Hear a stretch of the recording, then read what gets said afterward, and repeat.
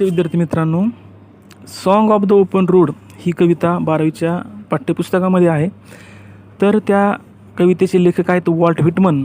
आपण आज कविता अभ्यासणार आहोत. पहिल्यांदा कवी जे आहेत वॉल्ट व्हिटमन यांचा थोडासा अभ्यास करू. हे सगळे व्हिडिओ जे आहेत इथून पुढे लिटरेचरचे व्हिडिओ आहेत की जे 12वीच्या सिलेबसमध्ये आहेत आणि ते FY SY TY BA आणि MA first year MA second year set net या विद्यार्थ्यांनासुद्धा हे व्हिडिओ जे आहेत ते उपयोगी पडतील. त्यामुळं हे व्हिडिओ इथून पुढं खूप महत्त्वाचे आहेत, तर त्याचा तुम्ही स्टडी करत राहा.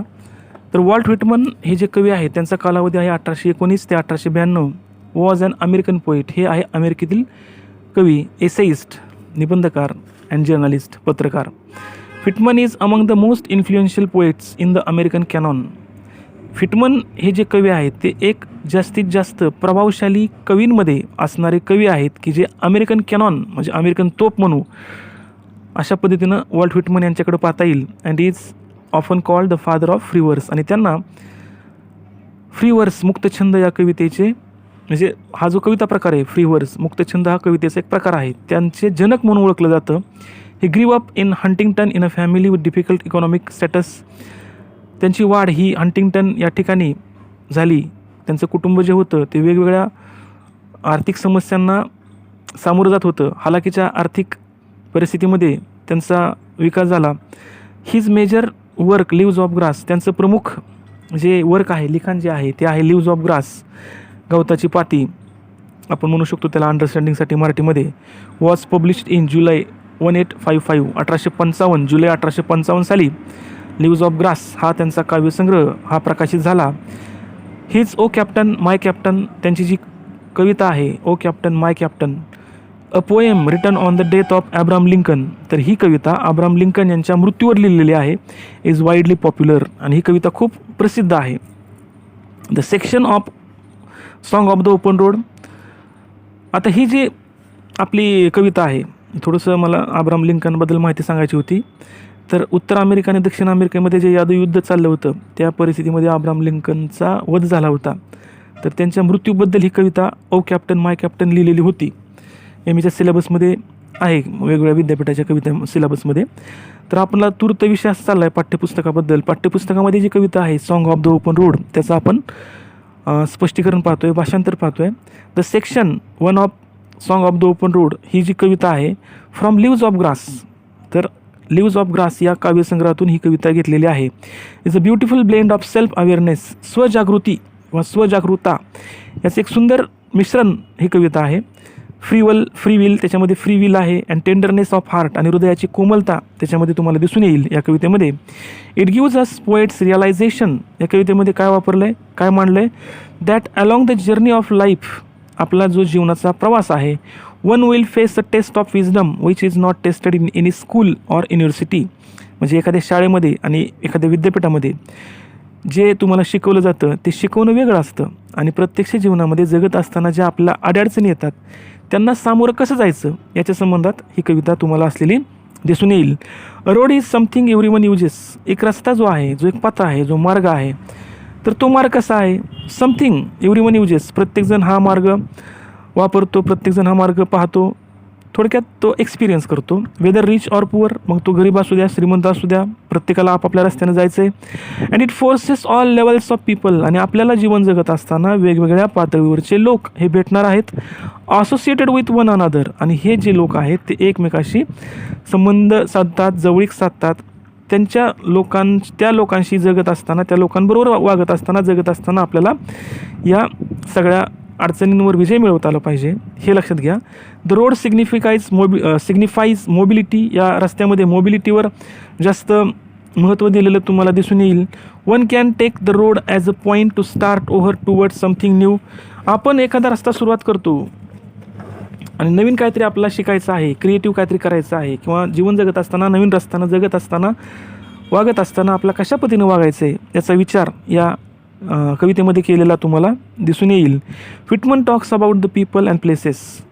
कवी जे आहेत वॉल्ट व्हिटमन ते कशा संबंधात बोलतात, तर वेगवेगळे लोक आणि वेगवेगळ्या जागा ठिकाणं या संबंधात बोलतात. He argues against staying in one place for too long although the hospitality may be true.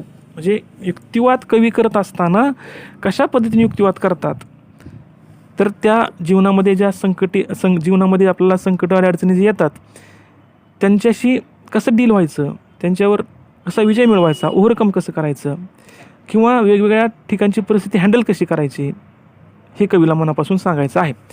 तर आपण आता कविता पाहतोय song of the open road. प्रत्येक शब्दाचा अर्थ मी सांगणार आहे. पाठ्यपुस्तकामध्ये उजव्या बाजूला ठळक अक्षरात त्याचा अर्थ दिलेला आहे. साध्या सोप्या भाषेतून तुम्हाला मांडायचं आहे सगळं. तर कवी एका प्रवासाला निघाला आहे आणि कवी आपली काय करतोय, मनोगत व्यक्त करतोय. त्या प्रवासाला सुरुवात करताना त्याला काय वाटतंय, त्याची जी उत्सुकता आहे त्यानं नाट्यमय स्वगताच्या स्वरूपात मांडलेली आहे. म्हणजे ती भाषा जी आहे ते नाट्यमय स्वरूपाची भाषा असलेली तुम्हाला दिसून येईल. म्हणजे थोडक्यात कवी मुक्त मनाने निघालेला आहे आणि समोर येणाऱ्या ज्या समस्या आहेत, ज्या अडचणी आहेत त्यांना तोंड द्यायची त्याची तयारी आहे. हा प्रवास म्हणजे जीवनाच्या प्रवासाचे एक रूपकात्मक वर्णन आहे. म्हणून कवी पहिलं वाक्य वापरतो अफूट. अफूटचा अर्थ लगेच तुम्हाला सांगतो मी. अफूटचा अर्थ तो in preparation, on the way, किंवा निघालेला, तयार असलेला. म्हणजे कवी प्रवासाला निघालेला आहे. अँड लाईट हार्टेड, आणि त्याचं हृदय हे लाईट हार्टेड आहे, कोमल आहे. I take to the open road, आणि मी काय करतो, रस्ता निवडतो. मी एक रस्ता निवडतो. म्हणजे स्वतःचा मार्ग निवडण्याचं स्वातंत्र्य आपल्याजवळ आहे. असा कवितेमध्ये कवीला असणारा आत्मविश्वास आपल्याला दिसून येतो.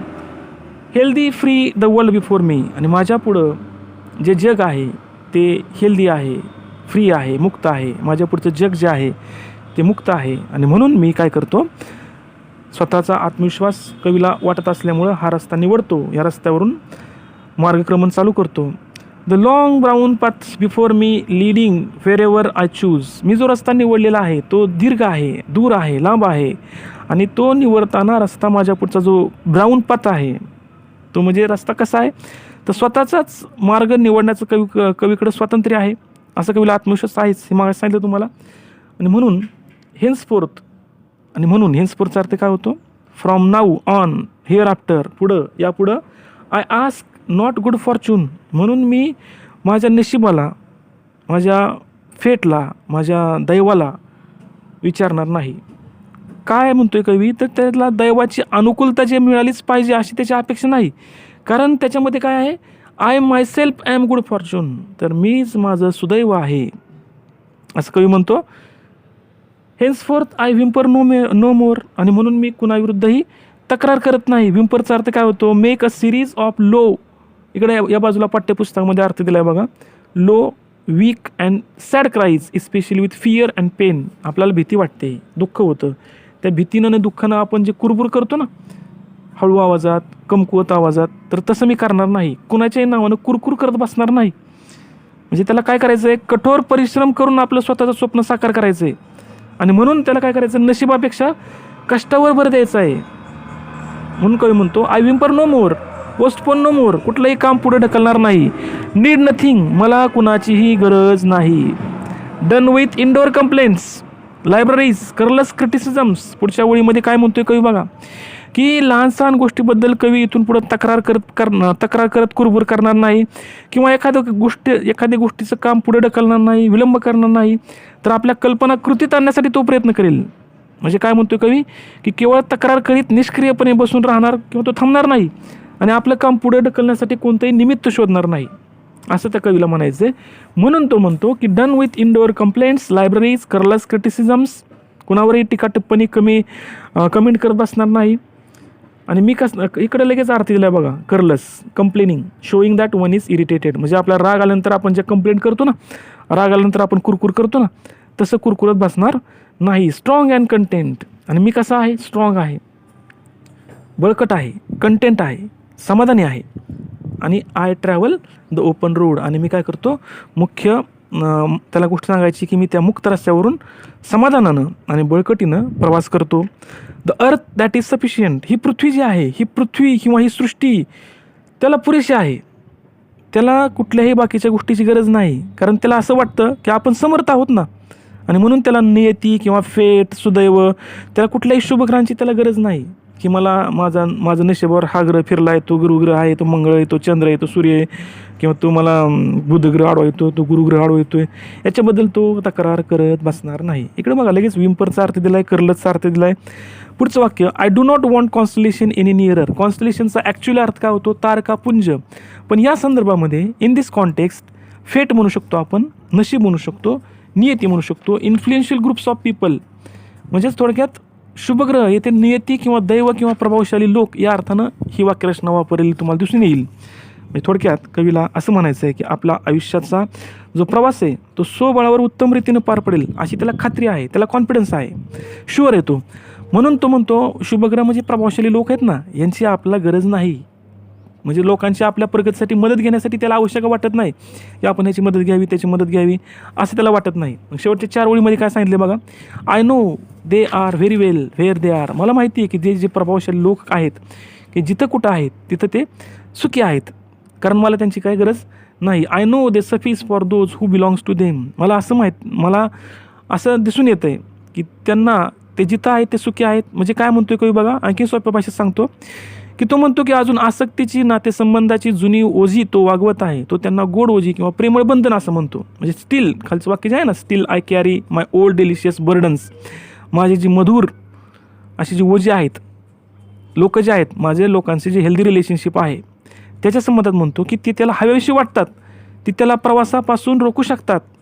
आणि म्हणून I carry them men and women, I carry them with me wherever I go. मी जिथं कुठं जाणार आहे तिथं, आणि त्याला असं म्हणायचं आहे की तो स्वतःबरोबर घेऊन जाणार आहे, त्यांच्यापासून तो मुक्त होऊ शकेल असं त्याला वाटत नाही, कारण ती त्याच्या आयुष्याचा अविभाज्य भाग आहेत आणि तोही त्यांच्या आयुष्यात स्वतःला सामावून ठेवू इच्छितो. म्हणजे I carry them men and women, I carry them with me wherever I go. मी जिथं कुठं जातो ती ओझी वाहतो.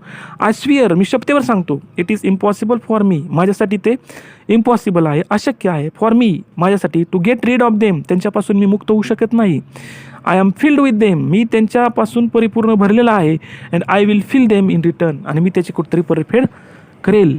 अशा पद्धतीने कवी काय म्हणतो की त्याला संकट आहेत, अडीअडचणी आहेत, पण त्या अडचणीवर कवी विजय मिळवणार आहे आणि तो रस्ता मुक्त आहे, असा रस्ता कवीनं निवडलेला आहे. ओके.